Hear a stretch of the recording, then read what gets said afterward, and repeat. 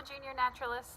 I'm Counselor Emily, and I'm here today to read to you a book about great blue herons. It's called Henry the Impatient Heron. It's written by Donna Love and illustrated by Christina Wald, and I'm reading it with permission from Arbordale Publishing. I'm reading you this book today because great blue herons are a bird that you might see when you are out and about. You might see them down at the riverwalk, you might see them in ponds or wetlands.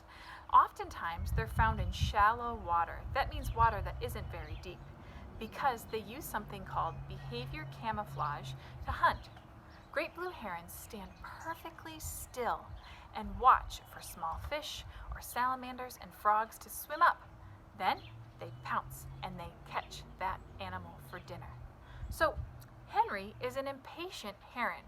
Impatient means that he cannot stand still very easily.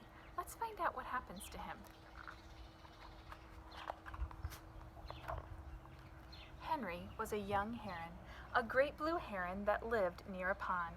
His long, thin legs were great for wading, and his long, pointed bill was great for catching fish. But the young heron had a problem. He couldn't stand still. Other herons stood still for hours, legs stiff, bodies rigid, necks poised to strike out at a fish or salamander or tasty frog that might swim by. They stood still so long that the fish and the salamanders and the frogs forgot the herons were there. That's that behavior camouflage.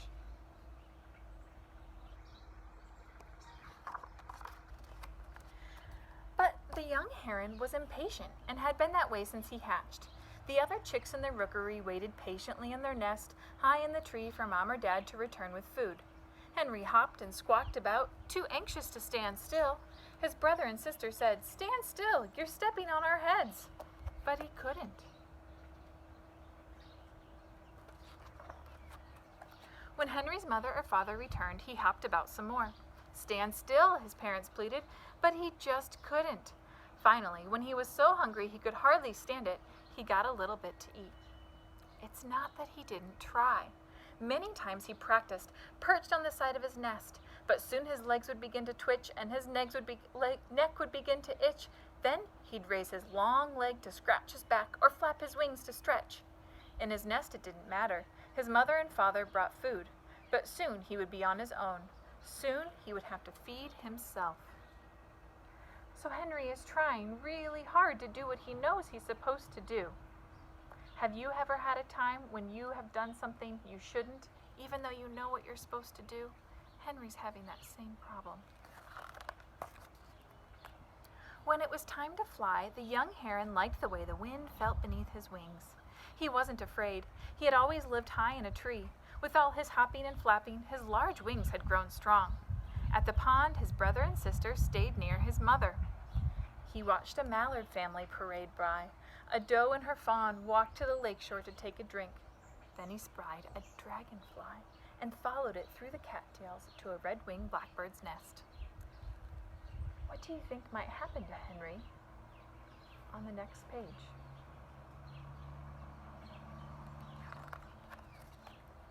There was so much to see and do at the pond that Henry forgot about his family, until his tummy began to grumble and rumble. He looked for his mother, his sister, and brother, but they were nowhere to be found. That's when he knew he was alone, and he would have to feed himself. Here is that challenge that Henry has come up against. "I can do this," he thought. "After all, how hard can it be to catch a fish?" He waded in the water and looked and looked. His gray head darted this way and that, watching below for a shiny fish to bolt between his legs. But none did. His twisting neck and bobbing head frightened the fish away.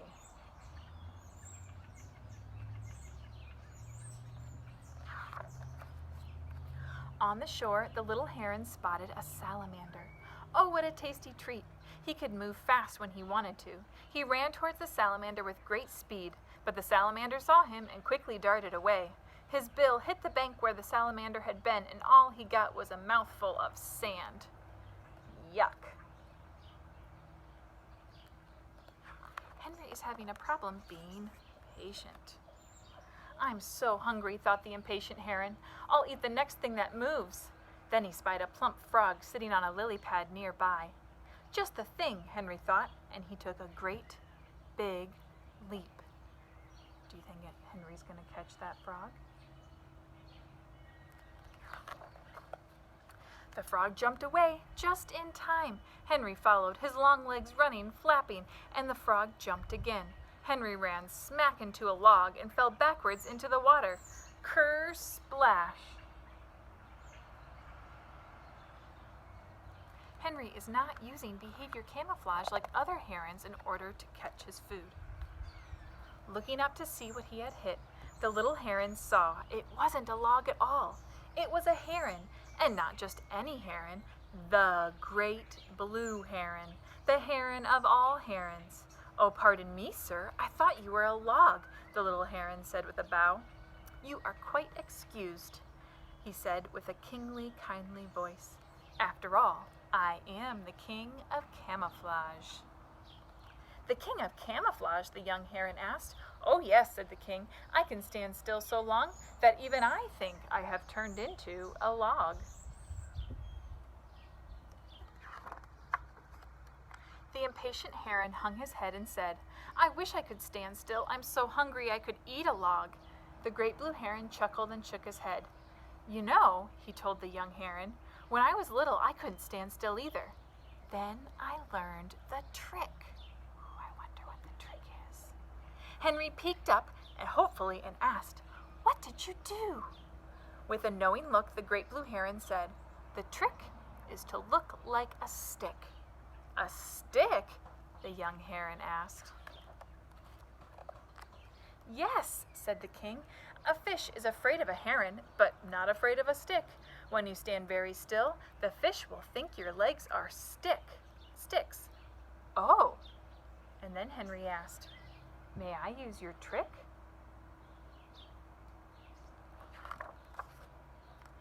"Be my guest," said the king, and flew off with a kick and a swish.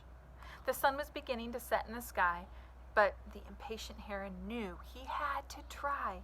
He found an inlet that looked like a good place to catch a frog, salamander, or fish. Then he stood still and thought and thought. "I must think like a fish. I must look like a stick." His legs grew tired, his feet grew cold, and still he grew quite still. Notice the change that's happening in Henry. Just as the last of the light of day sank beneath the hill, a fish swam by. Without batting an eye, Henry's neck darted forward with strength all its own. When he lifted his head, a large fish squirmed in his bill. Good job, Henry. "I caught one," he thought, and then he swallowed the fish. Suddenly his stomach was quiet and full, so he flew to a perch and preened, very proud of himself. When he grew tired, he put his head under a wing and happily went to sleep. The impatient heron had learned how to stand still. So, just like the other herons, Henry learned how to use behavior camouflage. So when you go down to the river walk, or next time you see a pond or a wetland or a swamp, look out for those great blue herons, but you'll have to look closely because they'll probably be standing still. Also, in our next video, local artist Katie George is going to help us to draw a heron, so be sure to tune in.